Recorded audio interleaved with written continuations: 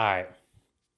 Today's basically a redo of my last video reviewing these mics. All right. The reason why I wanted to do a redo is because last time you could only hear it from one channel, from one side. Now you could hear it from both channels and both sides. Don't worry about all the stuff in the background here. So, I wanted to talk to you guys about how important audio is. I have the DJI MIC 2 sitting around here somewhere. I have this one too that I still have to review for you guys. Now, you guys might be asking, hey, Raphael, why did you get both? I got this one. I got the mic 2 with my DJI Osmo Pocket 3, which I sold. It was cool and all, but it was just too delicate for me and what I wanted. If you're only staying inside the house or only staying in dry climates and dry environments, sure, that's better, right? But anyway, audio is very important when it comes to your videos. What kind of audio do you need? That all depends on what you're trying to do.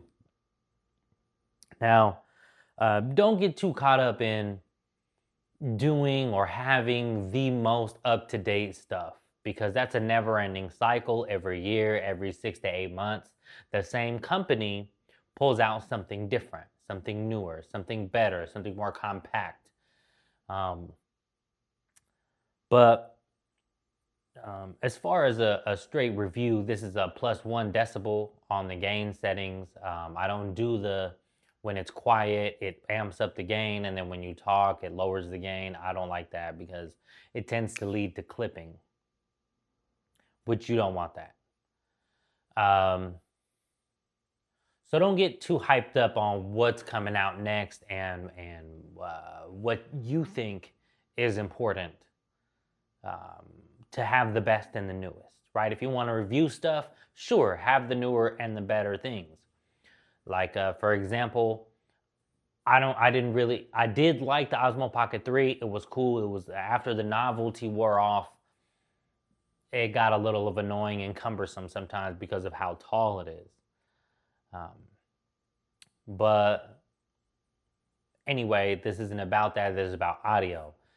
If you're doing regular audio stuff, if you're only in the house, or if you're just doing some vlogging out there, this one's fine. The mic 3 and the mic 2 are similar in prices. Why did I not just get another mic 2? It's a little cheaper. The reason why I didn't get another mic 2 is because I don't like that these are so heavy. These are good. You don't have to add more gain. You don't have to do anything like that. So these are really good for that type, just run and gun, go get it type of situation. That's this one.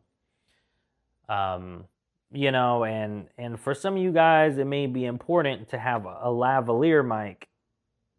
So you have the little lav portion right there. I don't know if you can see it, but so you can have the transmitter in your pocket and mic somebody up if you want to do like interviews and things like that, but on the go. If you want to do interviews on the go, sure, that's something that you might want, right? You could just buy 2 of these too, and it should be just perfect. But for my style of doing video at the moment, these are just fine. I have the Shure SM7B, the one that you see on 90% of podcasts, professional podcasts, such as Joe Rogan, to name one, right? So I have the Sennheiser MKH M6 M something. I have that. So I have a bunch of different microphones for different reasons. If I just want to do some talking head stuff at the house, which I didn't have all my stuff set up here, then I would just have the Sennheiser just pointed right at me, so you don't even have to see a microphone, and and I can be natural and move around and do stuff, and you won't necessarily hear the clanking of anything hitting it as if I had a chain on. So that's cool, right? I'm cool with that. And I was gonna get the Osmo Action 6 because I'll be able to be a little more rough and tumble with it, a little more rugged, and still be on the go with this. You could still add on both receivers to this ecosystem if you did want to use two, right?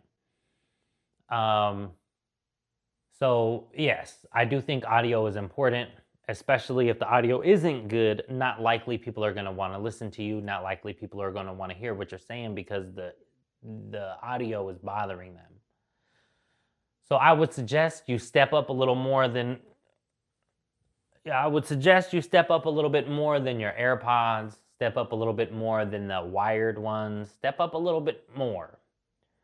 And for some reason, people like to hold them as if they're doing some sort of interview while they're doing their short form content, which, hey, do whatever you want, but, I don't really recommend that. So for relatively inexpensive amount of money, you can have high quality audio. You don't need the dead cat for this, especially if you're inside. Maybe if you're outside in the rain and you want to put it down a little bit, because if you put too much gain, you're going to clip. Especially with these small microphones, you bump up that gain, you're going to hear a little, it's going to cut off. It's not really going to clip and burst in your ear. It's not really going to clip and hear in your ear or mess up your headphones or your speakers, but it will clip. It will clip. And I don't want to use the 32-bit flow internal recording and sync it all up all the time.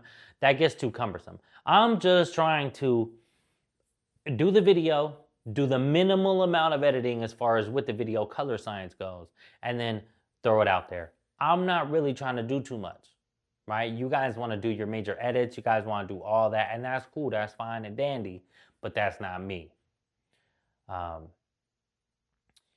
I still have a bunch of stuff I have to do, the wedding, I have to edit, I have to do a lot of little projects that I still need to do, which I got to get to it.